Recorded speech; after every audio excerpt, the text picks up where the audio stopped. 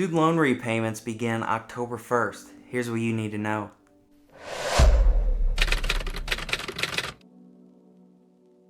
For the last 3 years, 44 million Americans have enjoyed a break from their student loan payments, in part from the COVID-19 pandemic. Many of these Americans were also hanging on to hope that Joe Biden was going to cancel these student loans. But he was our last hope. Unfortunately, though, that's not going to happen, and this break or forbearance in student loan payments is coming to an end. No! God, please, no! No! So here's what you need to know. Starting September 1st, interest will begin accruing on your student loans again. And then starting October 1st, your payments will resume again. You're going to be on the hook for those student loan payments. Well, sort of. A couple interesting facts that make me a little worried about this.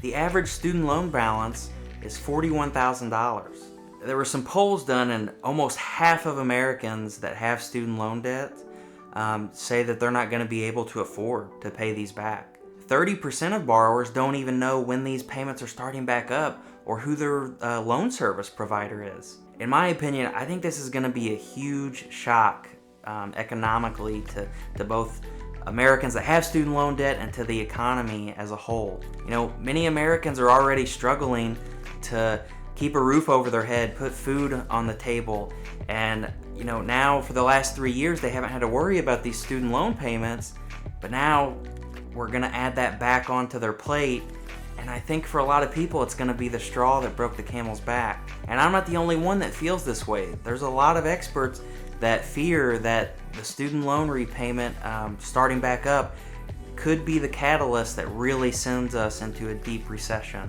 Now, to kind of help ease this, the Biden administration has created what they call an on-ramp.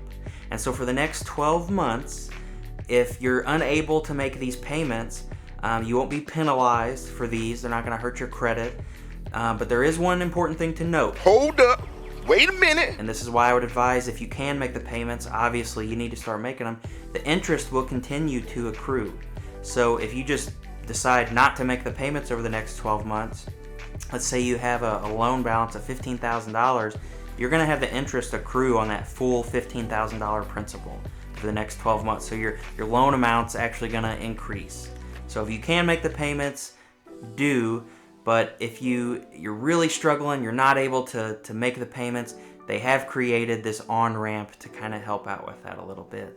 What I would recommend is to be proactive. You need to start planning now for how to start making these repayments. Plan.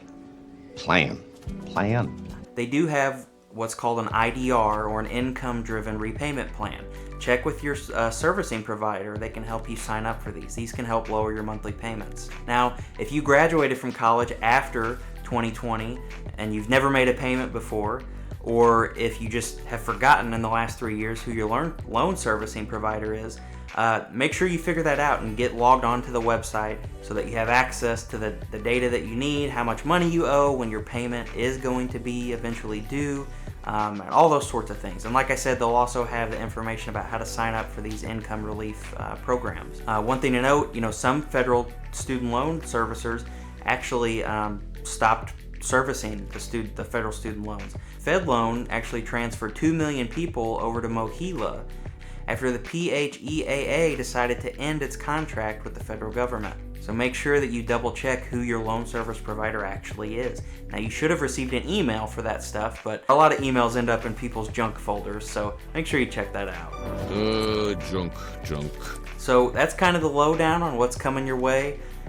If you're really worried that you're not going to be able to make these payments, like I said, start preparing now. Start trying to cut things out of your budget. You know, make a tight budget so that you can allocate the funds to pay these things back.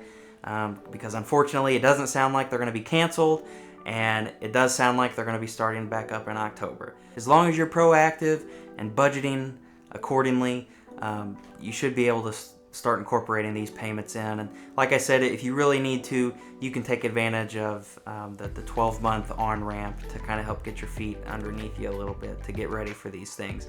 But until next time, guys, I'll talk to you later.